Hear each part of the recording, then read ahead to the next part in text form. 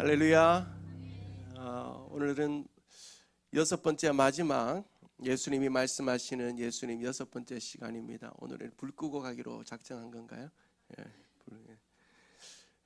자, 예를 들어 누구한테 아까 우리 임은희 권사님 보고 제가 얘기하는 거예요. 임 권사님, 우리 한 주간 너무 고생했잖아요. 그래서 권사님 내일 저녁에 집에서 그냥 간단하게 국 하나 끓이고 소고기찜 하나 하고 전 하나 부치고 잡채 좀 하고 회 좀 무치고 그래 간단하게 좀 준비해 주세요 하면 목사님 보고 저보고 뭐라 하겠어요? 저 사람 이상한 사람 아니가 이러겠죠. 제가 이 말씀 드리는 이유가 있어요. 여러분이 가정에서 살림을 살아봐도 뭐 간단하게 해주세요 하지만 이게 간단하지 않단 말이죠. 저도 이번에 그런 시간을 일주일 동안 보냈어요.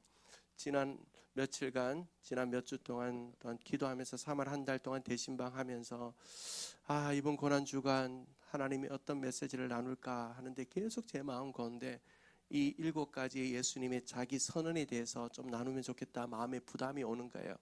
그런데 그 예수님의 부담보다 더 큰 부담이 뭐냐면은 제가 이 설교를 차근차근 해놓은 적이 없단 말입니다.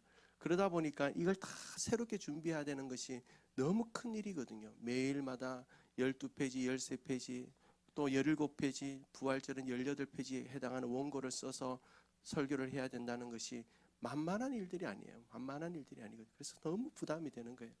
근데 아무리 사람의 부담이 커도요, 하나님의 부담을 이길 방법이 없어요. 하나님께서 밀어붙이시는 거예요. 그래서 지난 주일부터 오늘까지, 오늘 낮 시간까지 7가지의 선언을 끝냈어요.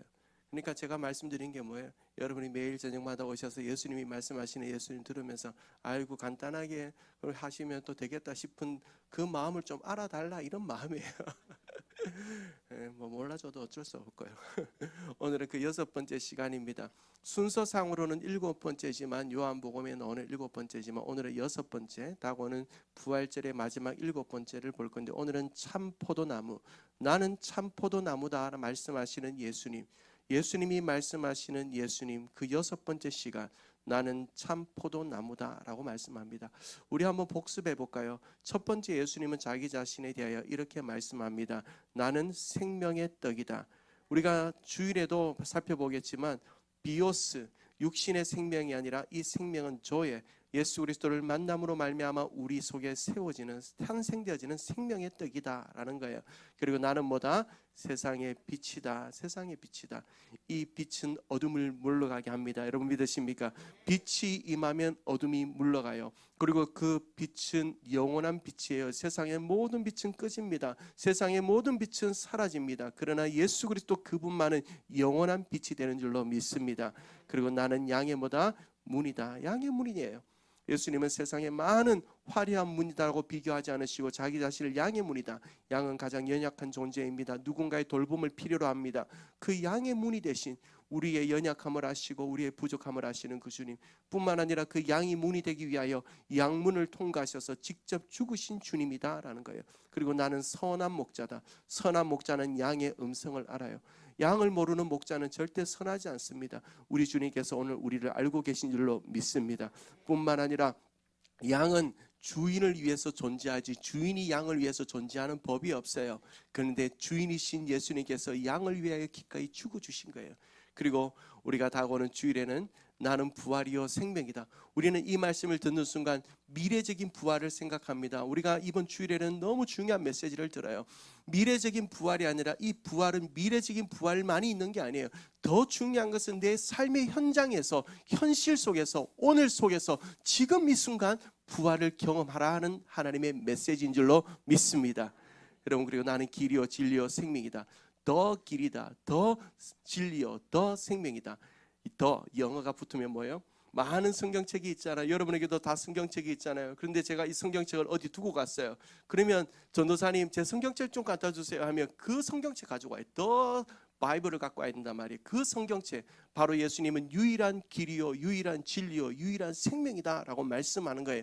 그 길은 하나님께 가는 길입니다. 우리의 기도를 예수님께 드려지는 통로, 하나님께 드려지는 통로가 된다는 거예요. 그리고 그분은 진리입니다. 세상의 모든 것이 변해도 아무리 세상이 포스트 모던 시대 속에서 절대적인 진리는 없다 할지라도 진리, 유일한 진리 되신 예수님, 그분 위에 서서 살아가라는 말씀이에요. 생명이 된다는 겁니다. 예수님이 있는 자 생명을 얻는 줄로 믿습니다. 그리고 오늘 마지막 시간, 나는 참 포도나무다. 예수님이 말씀하시는 이 의미를 우리가 보려고 해요. 여러분, 보통 우리 한 나무에는 한 40송이에서 50송이 정도의 포도가 열린다고 합니다. 그런데 1997년부터 포도 농사를 짓고 있는 도덕현 유기농 포도원 대표, 우리 종환 형제님이 이분을 아시는지 모르겠어요. 제가 보니까 농사업계에서는 아주 유명하신 분이더라고요. 도덕현 씨의 이 농장에는 포도나무 한 그루에 4,500송이가 최대 열린다고 합니다. 대단하죠. 그래서 한반도 첫 수도 고창 기네스 2020에 등재되기도 했답니다. 참 대단하죠. 얼마나 탐스럽습니까? 포도나무 하나에 4,500송이의 포도가 열린다. 얼마나 탐스럽고 보기 좋으냐 말입니다. 그런데 여러분, 우리 주님도 우리에게 기대하는 것이 이거예요. 우리 주님은 요한복음 13장을 보면 예수님께서 제자들의 발을 씻기십니다. 그리고 14장에 와서는 교훈을 베풀죠. 우리가 어제 살펴봤잖아요. 내가 아버지께로 간다. 제자들이 모르는 거예요. 어디로 가는지 모릅니다. 베드로, 성격 급한 베드로, F 성향을 가졌던 베드로는 거기 되고, 주님 가시는 길 저는 무조건 따라갑니다. T 성향을 가졌던 도마, 쌉티인 것 같아요. 쌉티는 나는 끝까지 주님 가시는 길 모르겠다고, 가슴으로 좀 받아야 되는데 자꾸 머리로 이해하려고 하니까 안 된단 말이에요. 예수님께서 길이요 진리요 생명이다라고 말씀해 주시잖아요. 그리고 나서 예수님께서 이제 15장에 와서 이제 제자들과 함께 14장 마지막 부분을 이제 떠나십니다. 그 길을 떠나는 거예요. 그 떠나는 가운데 저녁 무렵 황혼의 빛깔이 기드론 시내를 향하여 비추고 있는 그 시간에 그 곁에 비탈길의 포도나무에서 그 포도나무의 열매들이 익어가는 모습을 보면서 우리 주님께서 그 포도의 탐스러움을 보며 그렇게 말씀하는 거예요. 나는 참 포도나무다 라고 말씀하는 거예요. 자, 그렇다면 참 포도나무다 말씀하시는 그 예수님의 말씀의 의미가 무엇인지를 우리가 오늘 살펴보려고 하는 겁니다. 먼저 그것은 바로 예수님은 우리에게 열매를 원하신다는 메시지라는 거예요. 여러분, 우리나라에는 지금 벚꽃나무 때문에 너무 행복하죠. 오늘 또 우리 권사님들 픽업해서 이렇게 올라오는데, 제가 또 믿음, 소망, 사랑 그 중에 제일은 뭐다? 센스가 있는 목사 아닙니까? 그래서 바로 올 수도 있지만 또 벚꽃나무 있는 길로 오니까 설교보다 더 은혜 받으시는 것 같아요. 요즘 벚꽃나무 때문에 참 행복한 시즌을 우리가 보내고 있잖아요. 근데 이스라엘에는 포도나무가 참 많습니다. 포도나무는 사람들에게, 그 사람들의 이스라엘의 백성들에게 모든 것을 공급해주는 주 생활의 원천이 되는 나무입니다. 그런데 이 포도나무에 맹점이 하나 있는데 뭐냐면, 포도나무는 땔감으로도 쓸 수 없다고 합니다. 덩쿨 식물이기 때문에 너무 가늘고 약해서, 제가 농사를 지어봤겠습니까? 찾아보니까 그렇게 되어 있어요. 그냥 이 부분은 읽을게요. 너무 가늘고 약해서 나무의 목재로 땔감으로 쓰기에도 부족하다고 합니다. 뿐만 아니라 이 포도나무, 지금 포도나무를 가지고 꽃꽂이를 하는지 모르겠습니다만은, 우리는 꽃꽂이를 하나요? 근데 포도나무는 꽃꽂이용으로도 좋지 않답니다. 왜냐하면 관상용으로도 좋지 않은 나무라고 합니다. 그런데 천하에 쓸 것 없어 보이는 이 포도나무에게 가장 필요한 한 가지가 있고 요구하는 한 가지가 있는데, 그것은 뭐냐면 열매입니다. 열매가 없는 포도나무는 아무 의미가 없습니다. 그래서 예수님께서 자기 자신을 포도나무에 비유하며 나는 참 포도나무다라고 말씀하시는 이유가 바로 우리를 향하여 포도나무가 되신 그분께 붙어있는 가지가 되어 열매를 맺는 삶을 살라는 메시지를 주시는 거예요. 요한복음 15장 8절을 보면, 너희가 열매를 많이 맺으면 내 아버지께서 영광을 받을 것이요. 주님의 마음이 느껴지지 않습니까? 주님이 원하는 것이 열매구나. 요한복음 15장 5절에도 나는 포도나무여 너희는 가지라. 그가 내 안에 내가 그 안에 거하면 사람이 열매를 많이 분나니. 사랑하는 성도 여러분, 예수님이 오늘 자기 자신을 참 포도나무다라고 말씀하시는 것은 우리에게 열매를 원하신다는 것을 의미한다라는 거예요. 자, 그런데 여기에서 우리가 한 가지 중요한 말씀 속에서 이 포도나무와 관련된 메시지를 확인할 것이 있습니다. 뭐냐면 구약 성경에서 포도나무다 하면 누구를 이야기합니까? 포도나무다 하면 예수님의 말씀 가운데 구약 성경에서 포도나무다 하면 하나님께서 선택하신 이스라엘 백성을 얘기해. 하나님께서 선택받은, 하나님의 선택을 받은 이스라엘의 백성을 포도나무다라고 구약에서는 부릅니다. 시편 80편 8절 말씀 보면 주께서 한 포도나무를 애굽에서 가져다가 애굽에서 출애굽 시키셨다는 거예요. 누구를? 포도나무를, 바로 하나님의 백성들을. 그러니까 이스라엘의 백성은 포도나무다, 포도나무는 이스라엘의 백성이다라는 거예요. 또한 이사야 5장 2절의 말씀이 중요한데, 땅을 파서 돌을 지하고 극상품 포도나무, 극상품 포도나무, 가장 좋은 포도나무를 심었다는 거예요. 그런데 그 심겨진 나무가 어떤 열매를 맺었는가? 그 중에 망대를 세웠고 그 안에 숫들을 팠다가 좋은 포도 맺기를 바랬더니 들포도, 사람이 먹지 못하는 열매를 맺었다는 거예요. 자, 사랑하는 성도, 여기에서 우리는 중요한 사실을 하나 깨닫게 됩니다. 예수님께서 왜 자기 자신을 참 포도나무라고 말씀하시는지 우리 여기에서 알게 되는 거예요. 포도나무, 좋지 못한 포도나무에 아무리 가지가 붙어 있어도 그 가지에는 좋은 열매가 맺어질 수가 없습니다. 아무리 좋은 가지라 할지라도 포도나무 둥치 자체에 문제가 있으면 그 포도나무 가지에는 들포도를 맺게 되는 거예요. 자, 그러면 구약의 포도나무였던 이스라엘의 백성은 잘못된 열매를 맺었어요. 그 가지들에게 잘못된 열매를 맺게 했다는 거예요. 그런데 그 구약의 포도나무가 아닌 참 포도나무, 여기서 참 포도라는 것은, 참이라는 것은 알레테이노스라는 단어예요. 이 단어는 무엇을 얘기하는가 하면 완전하고 궁극적인 것을 얘기합니다. 그러니까 완전하고 궁극적이고 가장 좋은, 우리에게 가지에게 열매를 맺게 하시는 참 포도나무이신 그분이 우리에게 오셔서 우리와 함께 접붙임 당함으로 해주심으로 말미암아 가지된 우리에게 열매를 원하신다는 거예요. 사랑하는 성도 여러분, 참 포도나무이신 그분은 저와 여러분에게 오늘 이 저녁 열매를 원하신다는 것을 믿을 수 있게 되기를 주님의 이름으로 축원합니다. 자, 그렇다면 이 열매가 어떤 열매인지를 알기 전에 열매를 어떻게 하면 맺을 수 있는지를 알아야 됩니다.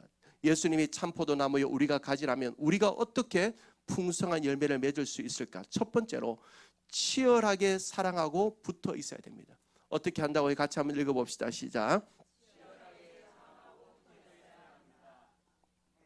조금 전에 우리가 살펴봤던 도덕현 대표의 유기농 포도원에 가면 이런 플랜카드가 있다고 합니다. 작물과 소통하고 흙과 교감하라. 작물과 소통하고 흙과 교감하라. 그러면서 도덕현 대표는 이렇게 얘기합니다.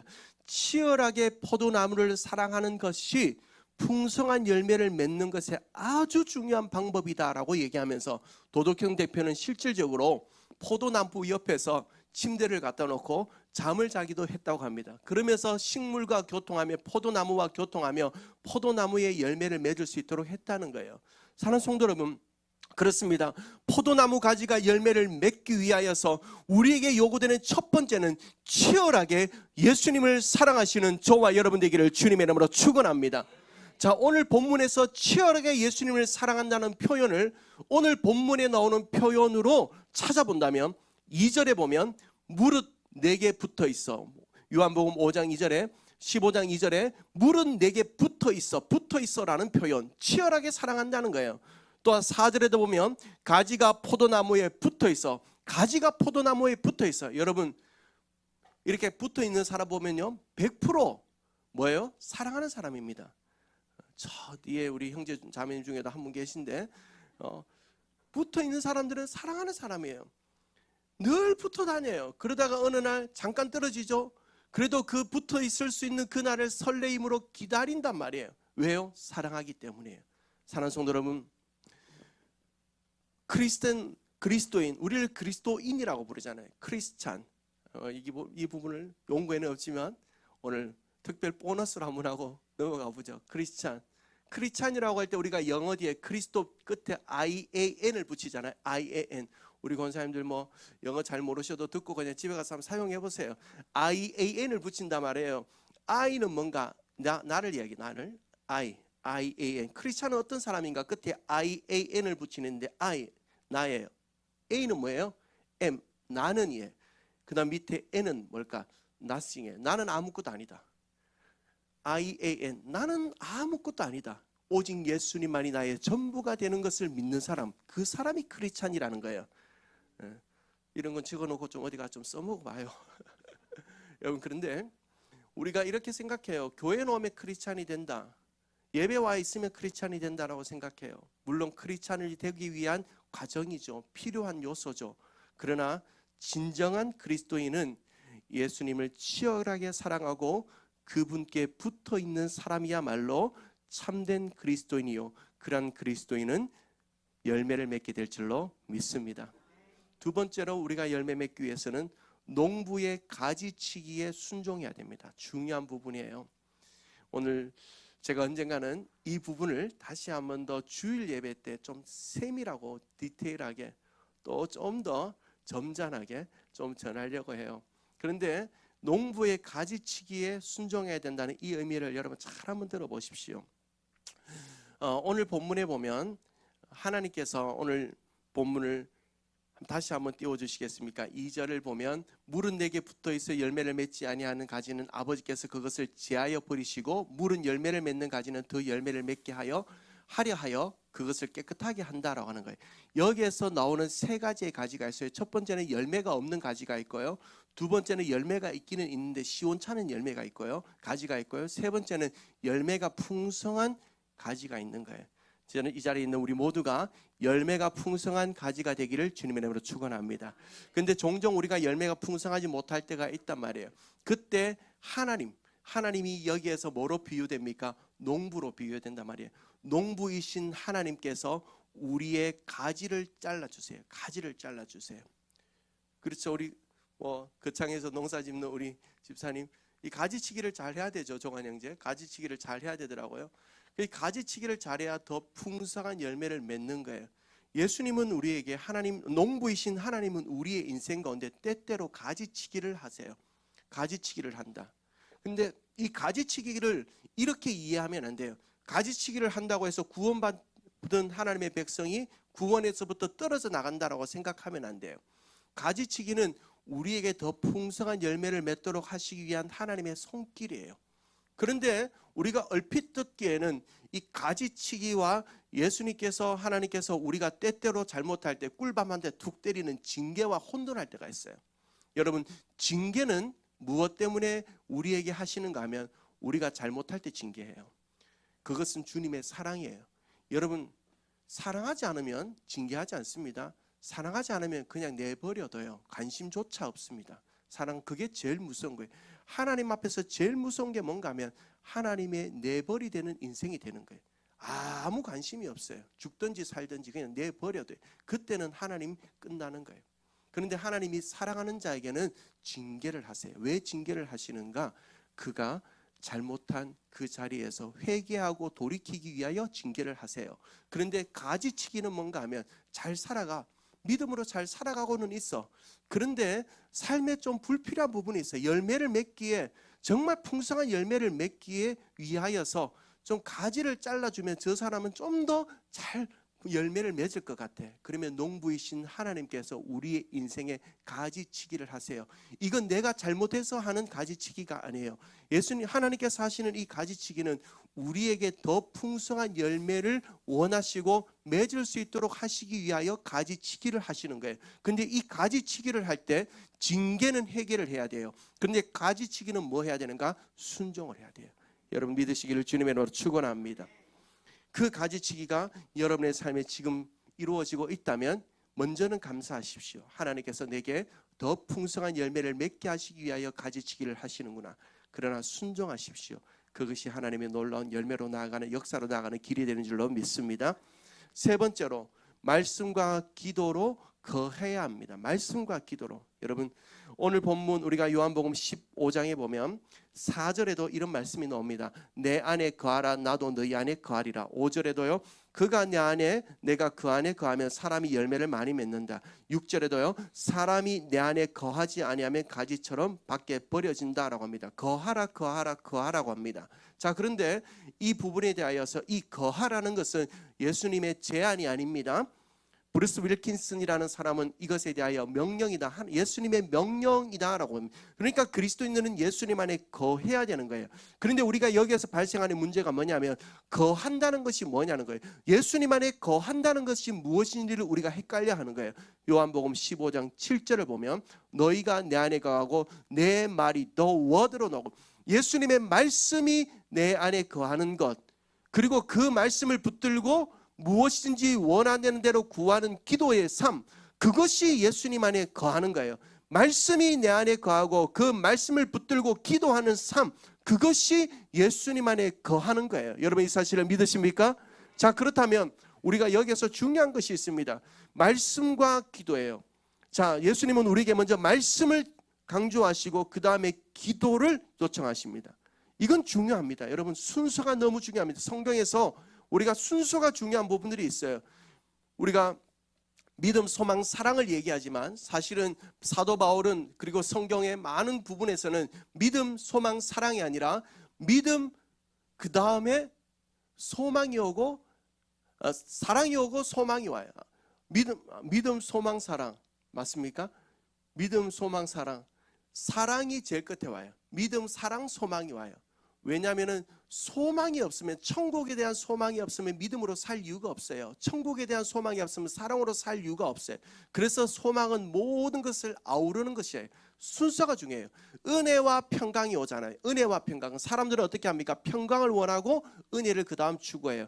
그러나 은혜가 와야 평강이 오는 것처럼 말씀과 기도로 거해야 된다는 것이 중요한 순서의 이유가 있습니다. 왜냐? 여러분 우리에게 기도하면 누가 생각납니까? 기도의 사람, 뮬러가 생각나잖아요. 뮬러, 5만 번 기도의 응답자. 우리 모두가 정말 그런 인생하면 살았으면 좋겠다 이런 생각하지 않습니까? 근데 이 뮬러가 이런 크리스찬이 10년 되던 쯤 때 이런 이야기를 한 적이 있어요. 나는 크리스찬이 되어 지난 10년 동안 기도 생활에 늘 헤매었다라는 고백을 했던 적이 있습니다. 내가 도대체 기도가 뭔지 모르겠다는 거예요. 그 5만 번의 기도의 응답을 받았던 뮬러가 도대체 기도가 뭔지를 모르던 시간이 있었다는 거예요. 그런데 그러는 중에 그가 그 기도의 방황 가운데 방황을 끝낼 수 있었던 그날에 했던 고백이 있습니다. 바로 이 말씀을 붙들고 했던 고백이에요. 내 말이 너희 안에 거한다. 아, 그렇구나. 내가 말씀을 붙들고 기도하는 것이 내 기도의 생활의 방황을 끝내는 것이구나 라는 것을 뮬러는 깨닫고, 그때부터 말씀을 붙들고 기도하기 시작하고 그 기도는 놀라운 기적의 통로가 된 줄로 믿습니다. 사랑하는 성도 여러분, 예수님 안에 거한다는 것은 말씀을 붙들고 기도하는 삶을 사는 거예요. 말씀을 붙들고 기도한다. 우리가 요즘 큐티할 때, 여러분 집에서 큐티하실 때 마지막에 영성일기를 쓰잖아요. 말씀, 그날의 말씀을 가지고 영성일기를 쓰잖아요. 그것이 말씀으로 기도하는 거예요. 자, 예를 들어서 오늘 본문을 붙들고 이렇게 기도하는 거예요. 우리가 기도할 때 나는 참포도나무라고 하신 예수님, 예수님이 저의 참포도 되심을 믿습니다. 말씀을 근거해서 기도하는 거잖아요. 그렇기에 저는 예수님께 붙어 있기를 원합니다. 제가 예수님께 붙어 있지 않으면 저는 결코 열매를 맺을 수 없음을 알았습니다. 그러니 제가 주님께 붙어 있게 하여 주옵소서. 그러기 위해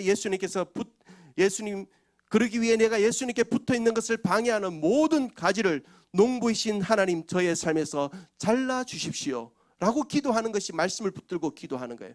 이 말씀을 붙들고 기도하는 삶을 우리로 하여금 예수님 안에 거하게 하는 줄로 믿습니다. 사랑하는 성도 여러분, 이 은혜를 여러분이 오늘 이 저녁 경험할 수 있게 되기를 주님의 이름으로 축복합니다. 예수님을 치열하게 사랑하는 심령이 되시기를 주님의 이름으로 축원합니다. 말씀을 붙들고 기도하는 삶이 있어지기를 주님의 이름으로 소망합니다. 그리고 농부의 가지치기, 오늘 이 저녁에 우리에게 깨닫게 하시기를 주님의 이름으로 축원합니다. 내 삶에서 주님께서 지금 치고 있는 가지가 무엇인지 알아야 돼요. 그 가지를 칠 때 순종해야 돼요. 주님 아파요.